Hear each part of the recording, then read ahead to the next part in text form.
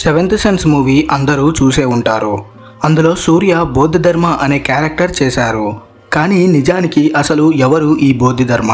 మనకి ఆ మూవీ రాకముందు అసలు తను ఎవరో కూడా తెలీదు. అతను ఎందుకు అంత ఫేమస్? చైనాకి అతనికి ఉన్న సంబంధం ఏంటి? తనని చైనా వాళ్ళు విషం పెట్టి చంపారు అని అంటూ ఉంటారు. అది నిజమని కొంతమంది, అది అబద్ధమని ఇంకొంతమంది చెప్తూ ఉంటారు. అసలు విషయం ఏంటో ఈ వీడియోలో చూద్దాం. వీడియోని చివరి వరకు చూడండి, మీకే అర్థమవుతుంది.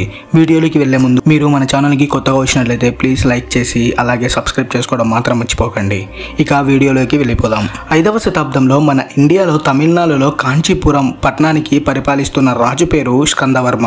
అతనికి 3 కుమారులు. వాళ్ళలో చిన్నవారు ధర్మవర్మ. ఇది బోధిధర్మ రియల్ నేమ్. అతను చాలా అందగాడు, చాలా తెలివైనవాడు, ఇంకా శక్తివంతుడు కూడా. ఒకరోజు ఆ ఊర్లో ఉన్న ప్రజ్ఞతార అనే సన్యాసి వాళ్ళ కోటకి వస్తాడు. అప్పుడు బోధిధర్మ వయసు 22 సంవత్సరాలు. ఆ బౌద్ధ సన్యాసి ఆ కోటలో ఒక లెటర్ వదిలి వెళ్ళిపోయాడు. ఆ లెటర్లో నువ్వు పుట్టక ముందు నువ్వు ఎవరు, నువ్వు చనిపోయాక నువ్వు ఎవరు అని రాసి ఉంది. ఆ ప్రశ్న ధర్మవర్మని బాగా ఆలోచించేలా చేసింది. ఆయనకి వారం పాటు అదే తెలుస్తుంది. అన్నం తినట్లేదు, నిద్రపోవట్లేదు. ఆ ప్రశ్నకి సమాధానం తెలుసుకోవడానికి ధర్మవర్మ ఆ సన్యాసి దగ్గరికి వెళ్ళాడు. అయ్యా, మీరు వదిలి వెళ్ళిన లెటర్లో నేను పుట్టక ముందు ఎవరు, నేను చనిపోయాక ఎవరు అని రాసి ఉంది. ఆ ప్రశ్నకి సమాధానం తెలుసుకోకపోతే ప్రాణం పోయేలా ఉంది.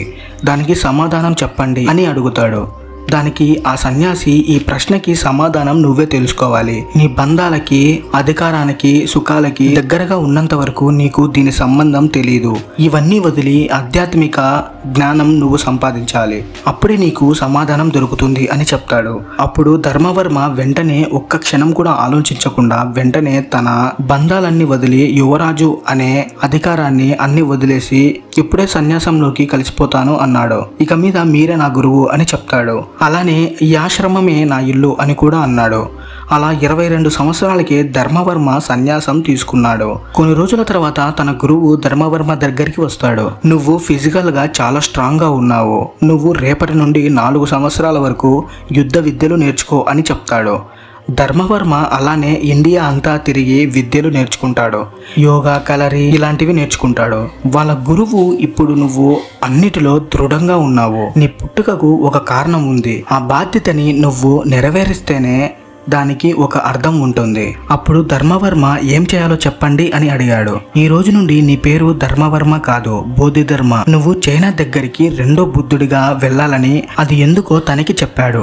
చైనాలో 1వ శతాబ్దంలోనే బౌద్ధ మతం వ్యాపించింది. అక్కడ అందరూ బౌద్ధ మతం పాటిస్తున్నా కూడా అక్కడ ఎవరికి బుద్ధుడి అసలైన జ్ఞానం, జీవన విధానం అర్థం కాలేదు. అక్కడ సరైన బౌద్ధ మతాన్ని ఏర్పరచడానికి నువ్వు 2వ బుద్ధుడిగా చైనాకి వెళ్ళాలి అని చెప్పాడు. వెంటనే బౌద్ధ ధర్మ వెళ్తా అన్నాడు. అప్పుడు ఆ సన్యాసి, ఇప్పుడు కాదు, నీకు 67 సంవత్సరాలు వచ్చాక అన్ని బౌద్ధ గ్రంథాలు చదివి అర్థం చేసుకొని చైనా భాషలు నేర్చుకొని అప్పుడు వెళ్ళు అన్నాడు. అలా జ్ఞానం సంపాదించి బౌద్ధ ధర్మ చైనాకు బయలుదేరాడు. తను చైనా చేరుకోగానే వో అనే చక్రవర్తి అతన్ని తన కోటకి ఆహ్వానించాడు. బౌద్ధ ధర్మ కోటకు రాగానే, అయ్యా, నేను చాలా మంచి పనులు చేశాను, గుళ్ళు కట్టించాను, చాలా మంది సన్యాసులను పోషిస్తున్నాను, నేను ఖచ్చితంగా స్వర్గానికి వెళ్తాను కదా అని అడిగాడు.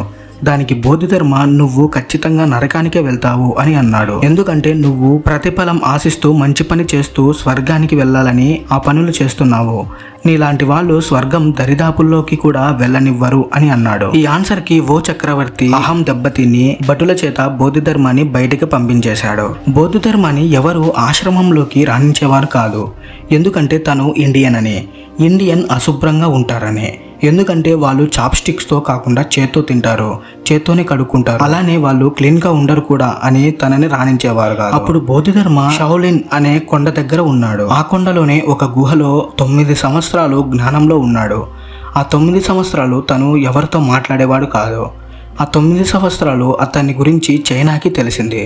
ఇన్ని సంవత్సరాలు ఎవరితో మాట్లాడకుండా జ్ఞానం చేస్తున్నాడంటే అతను మరొక బుద్ధుడు అని చైనా వాళ్ళు అనుకున్నారు. దేశమంతా ఆ కొండ దగ్గరికి వస్తూ ఉండేవారు. ఇంకా 9 సంవత్సరాల తర్వాత బోధిధర్మ తన బోధనలని మొదలుపెట్టాడు. షావులిన్ టెంపుల్ కట్టడానికి కారణాల్లో బోధిధర్మ కూడా ఒకళ్ళు. బౌద్ధ మతానికి బుద్ధుల తర్వాత వారసులు ఉంటారు. అలా 28వ బౌద్ధ ఆచార్యుడిగా చైనా కంట్రీ అలానే బౌద్ధ మత పెద్దలు బౌద్ధ ధర్మాన్ని నిర్ణయించి ఆయన్ని పూజించేవారు. అతన్ని అందరూ దేవుడిలా చూసేవారు. అక్కడ ప్రజలు బౌద్ధ ధర్మాన్ని చైనాలో దాము అని, జపాన్లో ధరుమా అని పిలిచేవారు. బౌద్ధధర్మ గురించి మొత్తం చైనా అంతా తెలిసింది. అయితే చైనాలో కుంఫు అనేది మొదట బౌద్ధధర్మ స్టార్ట్ చేశాడు అని అనేవారు. కానీ బౌద్ధధర్మ వెళ్ళక 4000 సంవత్సరాల ముందే అక్కడ కుంఫు ఉండేది. అయితే ఎందుకు బౌద్ధధర్మ కుంఫుని స్టార్ట్ చేశారు అని అంటారంటే, అప్పట్లో షావులిన్ టెంపుల్కి చాలా డబ్బు, బంగారం కానుకలుగా వచ్చేవి. వాటిని కాపాడడానికి అక్కడ సన్యాసులు మాత్రమే ఉండేవారు.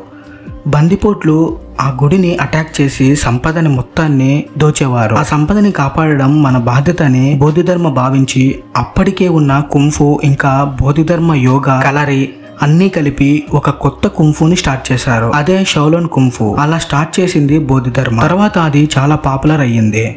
అందుకే బౌద్ధధర్మ స్టార్ట్ చేశారు అని చెప్తూ ఉంటారు. అతన్ని చైనా వాళ్ళు విషం పెట్టి చంపారు అని చెప్తూ ఉంటారు. కానీ నిజానికి అది అబద్ధం. అతనికి 150 సంవత్సరాలు అంటే 536వ సంవత్సరంలో అతను చనిపోయారు. చాలా మందికి బౌద్ధధర్మాన్ని చైనాలో దేవుడిగా పూజిస్తారని కూడా తెలియదు. నిజానికి బౌద్ధధర్మ చైనాలో బౌద్ధ మతంలో ఎన్నో మార్పులు అవన్నీ చేయడం వల్ల చైనా వాళ్ళకి తను బాగా తెలుసు. కానీ మన ఇండియాలో మనం గుర్తు పెట్టుకునేంత మార్పులు ఆయన ఏం చేయలేదు.